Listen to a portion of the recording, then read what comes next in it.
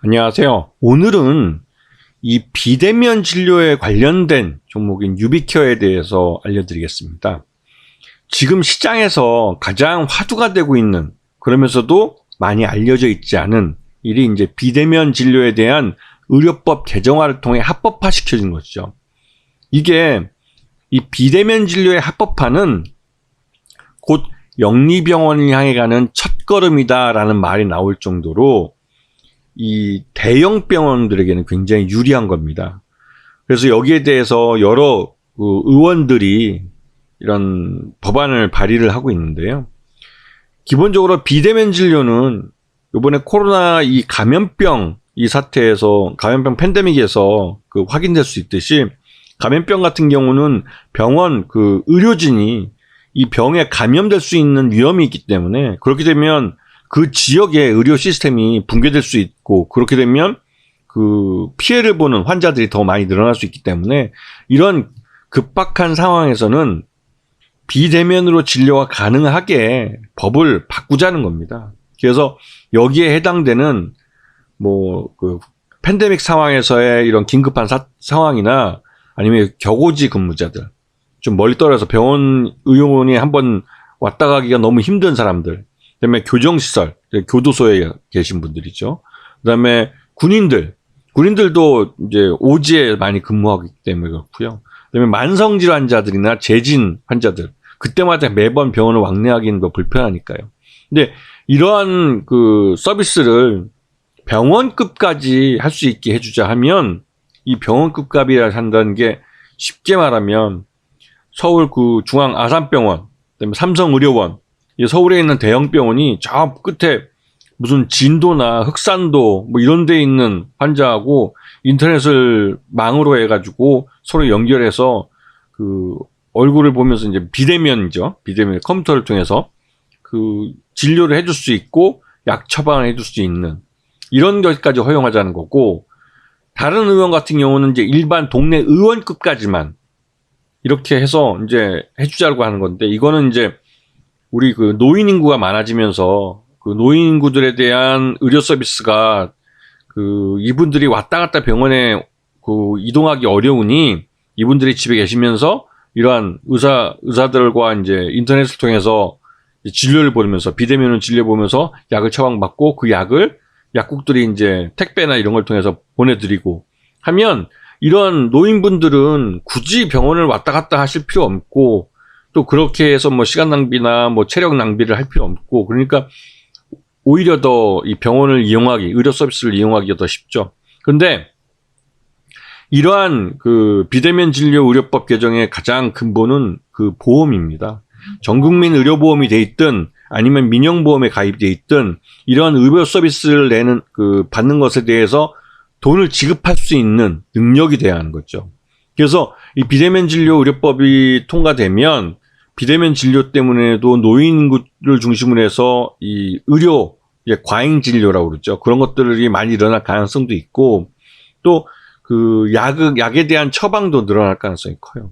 이제 이걸 우려하는 점이죠. 그리고 궁극적으로는 대형 병원들, 서울에 있는 대형 병원들이 지방까지 의료 서비스를 확장하면서, 지방에 있는 의원급들은 조기에 망할 수 있죠. 이제는, 왜냐면 서울에 있는 대형 병원과 지방에 있는 의원급 병원들이 의원들이 이제 1대1로 경쟁하는 사회가 될 수 있으니까요. 그래서 이제 의료협회가 반대를 해왔던 겁니다, 이거를.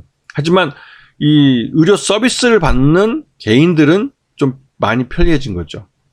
하지만 이게 이제 서울에 있는 대형 병원 중심으로 재편이 되면, 대형 병원은 비쌉니다, 의료 서비스 자체가. 그리고 비싸지면 결국은 이 차별화가 될 수밖에 없고, 그렇게 되면 영리병원을 허용할 수밖에 없어요.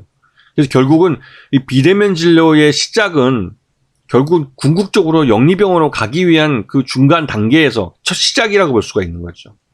근데 여기에 대해서 이제 이 유비케어라는 회사는 과연 무슨 일을 하느냐. 이 유비케어라는 회사의 사업 명령을 보시게 되면, 이 비대면 진료에 필요한 모든 의료 서비스를 한 회사가 원스톱으로 다 해줄 수가 있습니다.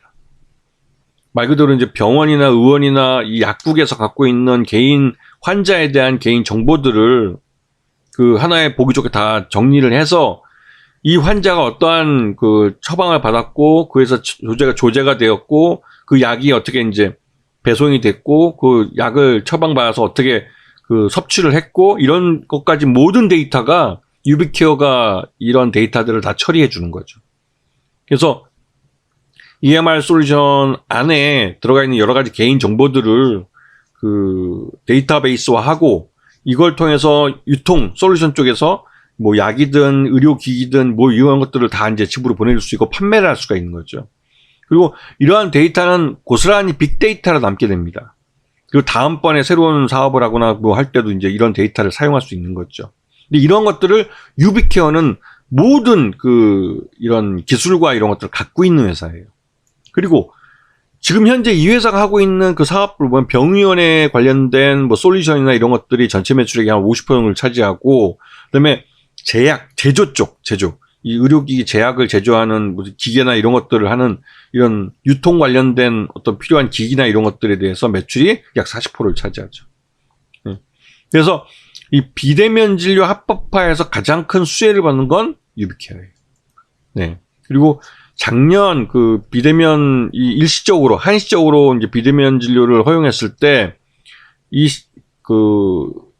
굉장히 실적도 뭐 나쁘지 않았고 영업이익률 같은 경우는 굉장히 좀 높게 나왔죠. 80억인데 이번에는 이게 이제 비대면 진료가 이제 줄어들면서 57억 정도로 줄어든 부분도 있고, 그럼 순이익에서는 확실하게 반토막이 나버렸죠. 비대면이 합법화되는 게 얼마나 중요한지 이 회사는 그 딱 숫자가 보여주고 있습니다. 그리고 유비케어의 최대 주주는 녹십자입니다. 녹십자에서 주식을 인수하면서 그 최대 주주가 됐고 전체 지분의 52%를 갖고 있습니다. 그리고 이 회사가 비대면 합법화가 되면 아마 추가적으로 더 살 수도 있어요. 왜냐면 확실하게 유비케어의 실적이 좋아질 가능성이 높기 때문에 그렇습니다. 그리고 지금 현재 비대면 진료에 대한 입법화가 추진이 되면서 유비케어는 주가가 이제 비대면 진료가 합법화되는 쪽으로 주가가 올라가고 있죠. 그리고 지난 그 3분기까지의 실적을 기준으로 볼 때 이 회사의 적정 주가는 9,000원 정도가 나옵니다. 결국은 실적과 그다음에 이 비대면 진료에 대한 합법화, 이게 재료가 돼서 결국은 그 주가가 재평가를 받는 그런 기회로 사용되고 있는 거죠. 확실히 이 비대면 진료가 합법화된 이후에는 이 회사의 기업 가치는 확실히 점프업을 할 가능성이 커요. 왜냐면 예전에는 한시적인 입법에 의해서 이런 사업을 할 수 있었지만 이제는 합법적으로 이런 비대면 진료에 대한 여러 가지 다양한 상업적인 서비스를 해줄 수 있기 때문에 그렇습니다. 그래서 이런 법에 의해서 정부 정책에 의해서 수혜를 받을 수 있는 종목들, 이 종목도 공부를 해보시면 정부 정책이 개별 종목에 대해서 어떤 영향을 미치는지 이 부분을 그 주가 흐름과 함께 살펴보면서 이럴 때 내가 먼저 여기다가 그 선취매를 해야 되는구나 하는 거를 배울 수 있는 좋은 종목이 될 겁니다. 이미 제 책에는 그에 대한 부분들을 설명해 놨습니다. 자, 오늘 방송 여기서 마치겠습니다. 감사합니다.